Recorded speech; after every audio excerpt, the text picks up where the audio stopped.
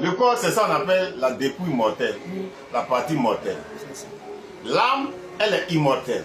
L'esprit est immortel. N'est-ce pas? C'est ça. C'est le corps qui décède. Parce que le corps, c'est comme une enveloppe. Si l'enveloppe est pourrie, l'âme se débarrasse. C'est-à-dire, l'esprit et l'âme se débarrassent quand le corps n'est plus. C'est ça. N'est-ce pas? C'est ça. Mais l'esprit à part, l'âme à part. Donc après le décès au cimetière, Dieu maintenant interroge ton âme, ce que ton âme a fait sur la terre. Si ton âme n'a pas connu Dieu sur la terre, ton âme va aux enfers. C'est ça qu'on appelle le séjour des morts. C'est ça. Le séjour des morts, c'est ça qu'on appelle la vie des ténèbres. Donc si tu as mené une vie des ténèbres sur la terre, si tu as fait le mal sur la terre, si tu as exterminé les gens sur la terre, si tu n'as pas fait de bien sur la terre, le jour où on te dépose au cimetière, ton corps qui est dépouille mortelle, le jour où il décède, le jour où il se décompose, maintenant l'âme reste.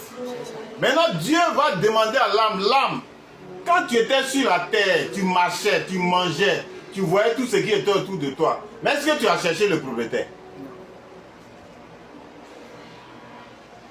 Est-ce que quand tu étais homme, tu avais une âme là, je t'ai donné une âme, tu as vécu avec cette âme, tu as parlé avec, tu as marché, tu as acheté des voitures, tu as construit des maisons. Mais est-ce que tout ce qui t'entoure là, les arbres, les animaux, est-ce que tu as cherché qui les a créés? Non. Voilà la question que l'homme ne se pose pas. Et c'est ça la croyance. La croyance te dit, en âme, mon âme, est-ce que celui qui m'a créé là, est-ce que je le cherche?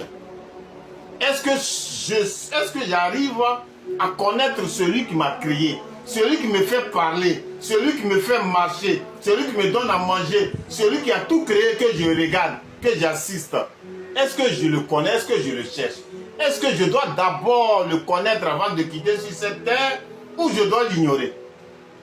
Voilà où la croyance nous appelle à se poser beaucoup de questions.